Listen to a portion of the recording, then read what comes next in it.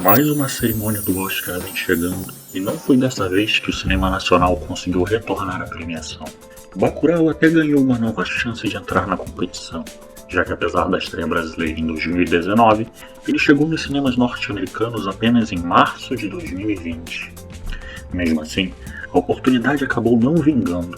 Apesar do nosso cinema não participar em 2021, você já se perguntou quantas vezes o Brasil já foi ao Oscar? Ainda que a estatueta nunca tenha vindo para o território nacional, não foram poucas as participações. Essa é uma história que começa em 1945. Até então, 16 edições do Oscar já haviam ocorrido, e foi na 17ª cerimônia que o Brasil recebeu a sua primeira indicação. Mas a estreia não foi com um filme. Na verdade, a participação brasileira no Oscar veio com a disputa de Rio de Janeiro, composição de Ari Barroso, para o filme Brasil. E quem acabou levando a estatueta foi Swingin' on a Star, de O Bom Pastor. Acontece que, apesar da participação de Ari Barroso, a produção que concorreu ao prêmio de melhor canção era dos Estados Unidos. Para falarmos do Brasil no Oscar, é fundamental dividir os filmes indicados em duas categorias. Na primeira, temos os brasileiros que concorreram à premiação, mas por trabalhos realizados em filmes estrangeiros. É o caso de Ari Barroso, assim como do diretor Carlos Saldanha, dos músicos Carlinhos Brown e Sérgio Mendes, da diretora de arte Luciana Rigg e da cineasta Tetê Vasconcelos. Na outra categoria, temos filmes totalmente brasileiros, ou pelo menos coproduzidos com a participação do Brasil. Para os fins desse vídeo, vamos considerar apenas os filmes falados em português e cujos indicados sejam, de fato, pessoas nascidas em nosso país. Isso exclui da lista Orfeu Negro, dirigido por Marcel Camus, e uma coprodução Brasil, França e Itália, O Beijo da Mulher-Aranha, de Hector Babenco, Diários de Motocicleta, dirigido por Walter Salles, Lixo Extraordinário, co-dirigido por João Jardim, e Raoni, de Jean-Pierre Duccio e Carlos Saldanha. Em todos esses casos, se o filme ganhasse na categoria indicada, o prêmio não iria para um brasileiro, mas para diretores e produtores estrangeiros. Também vamos excluir a animação Rio, por ser dirigida por um brasileiro, mas com idioma original em inglês e produção norte-americana. Sem mais delongas, aqui vão os representantes legítimos do Brasil no Oscar.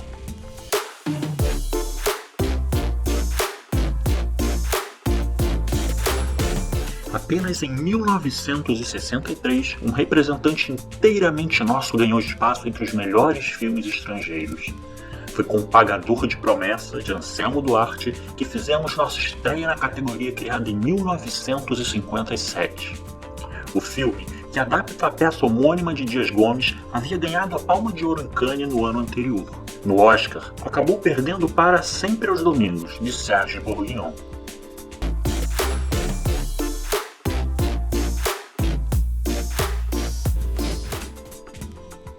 Muitos anos se passaram até que o cinema de retomada trouxesse uma nova chance ao país.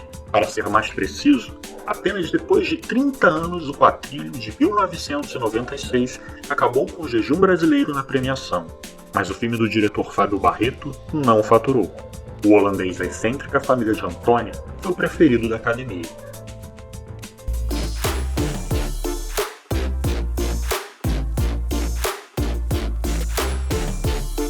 Como a retomada foi um período fértil para o cinema brasileiro, apenas 2 anos depois da indicação de O Quatrilho, concorremos com O Que É Isso, Companheiro, produção de Bruno Barreto, irmão de Fábio Barreto, e que aborda o período da ditadura militar com base no livro de Fernando Gabeira. Mais uma vez, a academia preferiu um filme holandês, ou belgo-holandês nesse caso, o drama Karakter, de Mike Van Dier.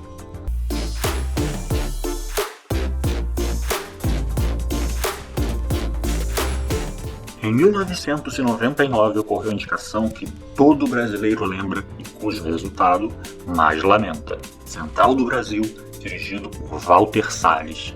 Além de concorrer a melhor filme estrangeiro, Fernanda Montenegro também foi indicada como melhor atriz. E em Uma Noite com Cate Blanchett, Meryl Streep e Emily Watson, perdeu a estatueta para Gwyneth Paltrow.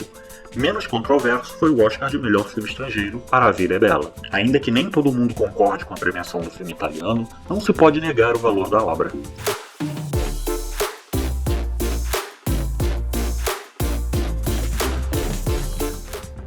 Pouco lembrado, o curta-metragem Uma História de Futebol foi indicado em 2001. uma versão ficcionalizada da infância do jogador Pelé, essa foi a estreia do país na categoria de melhor curta em live action.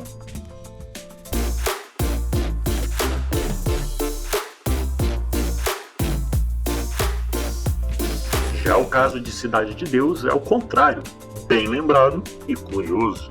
Em 2003, ano posterior ao seu lançamento, o longa de Fernando Meirelles foi completamente esnobado pela academia. Mas ele acabou sendo lembrado no ano seguinte e concorreu nas categorias de direção, roteiro adaptado, fotografia e edição. Acontece que em um ano onde competia O Senhor dos Anéis e O Retorno do Rei, o Brasil, que me desculpe, não havia a menor chance. A única categoria onde Cidade de Deus não competiria com o épico de Peter Jackson seria em fotografia, e ainda assim a disputa não seria fácil.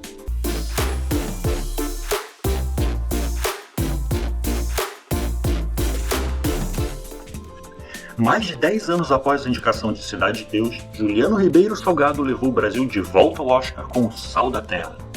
Além do filho do fotógrafo, que é tema do documentário, Wim Wenders co-dirigiu a obra. As chances eram boas, não fosse aquele o ano em que Citizenfour concorria. O vencedor do Oscar de melhor documentário conta a história de Edward Snowden, que denunciou a vigilância ilegal praticada pela NSA, a agência de inteligência dos Estados Unidos.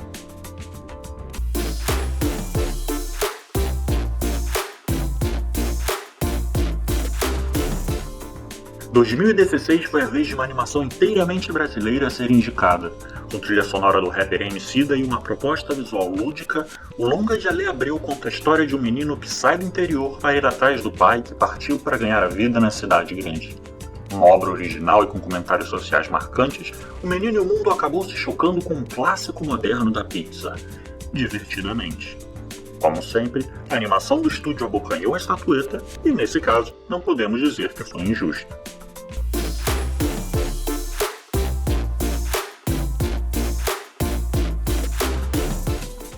A última indicação do cinema nacional ao Oscar é recente. Em 2020, Democracia em Vertigem, de Petra Costa, levou para o tapete vermelho os quiprocós e artimanhas políticas que resultaram no impeachment de Dilma Rousseff.